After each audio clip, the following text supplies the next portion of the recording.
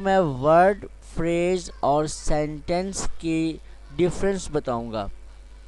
इस वीडियो को देखकर आप वर्ड और फ्रेज के दरमियान फ़र्क बता पाएंगे और फ्रेज और सेंटेंस के दरमियान फ़र्क बता सकेंगे। तो चलिए शुरू करते हैं। दोस्तों, सबसे पहले आप ये साउंड्स देखें।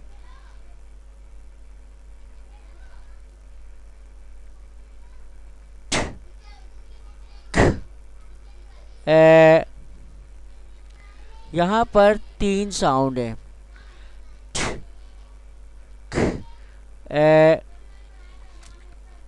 लेकिन ये कोई मीनिंग नहीं दे रहा, यानी हम इसे ग्रुप ऑफ साउंड्स कह सकते हैं, लेकिन ये कोई मीनिंग नहीं दे रहा। अगर हम इसे अरेंज करें, जैसे कैट, वही 3 साउंड अरेंज करने पे मीनिंग देता है। It gives some meaning. The group of sound that gives some meaning is called word. यानी ग्रुप ऑफ साउंड जो कुछ मीनिंग दे रहा है, जब कोई मीनिंग देता है तो वो वर्ड कहलाता है। अगर आप कहें तो कोई सेंस, कोई मीनिंग नहीं देता। ये ग्रुप ऑफ साउंड ज़रूर है लेकिन मीनिंग नहीं देता, लिहाजा ये कोई वर्ड नहीं बनता। लेकिन अगर आप इसे अरेंज कर लें, एंड, अब ये मीनिंग देता है, लिहाजा ये वर्ड है। ओके दोस्तों, आप समझ चुके होंगे कि group of sound that gives some meaning is called word. अच्छा, ग्रुप ऑफ साउंड का मतलब है कि एक से ज़्यादा साउंड हों। अब ये देखें आप, ये वर्ड्स देखें आप। In the kitchen, in the kitchen, यहाँ पर 3 वर्ड हैं। In the kitchen. दोस्तों, more than one word is called group. एक से ज़्यादा अगर अल्फाज हों तो वो ग्रुप कहलाते हैं। लिहाजा हम कह सकते हैं ग्रुप ऑफ वर्ड्स, यानी यहाँ पर ग्रुप ऑफ वर्ड्स हैं, but it has no verb. इसमें कोई वर्ब नहीं है। वर्ब से मुराद is, am, are, was, were, has, have, had, will, shall, या कोई एक्शन वर्ब जैसे go, come, write, teach, read, so on. इस तरह के बहुत सारे वर्ब हैं, उनमें से कोई वर्ब नहीं है।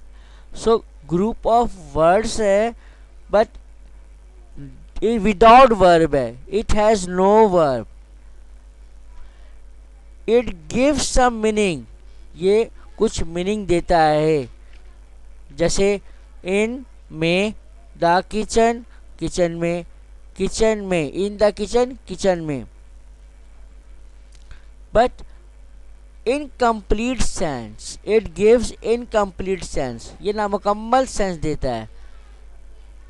तो हम कह सकते हैं कि group of words without verb and gives incomplete sense is called phrase. लेकिन अगर हम इन ग्रुप ऑफ वर्ड्स को थोड़ा सा बढ़ा दें और इसमें हम एक सब्जेक्ट या वर्ब रख लें, जैसे हम इन द किचन से पहले यूज़ कर लेते हैं मदर इज़, तो अब क्या बनता है? Mother is in the kitchen, माँ किचन में है। अब गौर करें दोस्तों, ये भी ग्रुप ऑफ वर्ड्स है। यहाँ पर भी 5 वर्ड्स हैं। Mother is in the kitchen, यानी ग्रुप ऑफ वर्ड्स है। And it gives some meaning, ये मीनिंग भी देता है। But it has a verb, लेकिन इसमें एक वर्ब है। अब वर्ब क्या है? इज़। वो वर्ब क्या है? Is. So it has verb and gives complete sense, और मुकम्मल सेंस देता है, यानी मुकम्मल बात बताता है कि माँ किचन में है। So when it gives complete sense it is called sentence. तो ये सेंटेंस कहलाता है। अब देखें, अगर मैं आपसे कहूं ऑन ऑन, तो ये क्या है? वर्ड। अगर मैं आपसे कहूं the green car, the green car, तो ये क्या है? दोस्तों इसमें वर्ब नहीं है, इसमें वर्ब नहीं है और ये पूरा मफहूम भी अदा नहीं कर रहा, लिहाजा इट इज़ कॉल्ड फ्रेज। और अगर मैं कहूँ I have a green car, now it has a verb, अब इसमें वर्ब आ गया हैज़, लिहाजा this is sentence. So this is called sentence. ये सेंटेंस कहलाएगा I have a green car, मेरे पास एक ग्रीन कार है। दोस्तों उम्मीद है वर्ड फ्रेज सेंटेंस आप समझ चुके होंगे। मज़ीद मिसालें आपको बताते हैं। फॉर एग्जाम्पल नाइटिंगेल, तो ये क्या है? यकीनन ये वर्ड है। Many books, phrase. Housewife, word. She is my cousin, यकीनन सेंटेंस है क्योंकि इसमें वर्ब आ रहा है। Okay, more answers in the copy, more ज़्यादा जवाबात कॉपी में। दोस्तों ये ग्रुप ऑफ वर्ड्स तो है but there is no verb, इसमें कोई वर्ब नहीं है। And it gives incomplete sense, और ये नामुकम्मल सेंस दे रहा है, नामुकम्मल बात बता रहा है। So it is called phrase. अगला देखें, a wonderful flower in a big garden. Wow, there are so many words.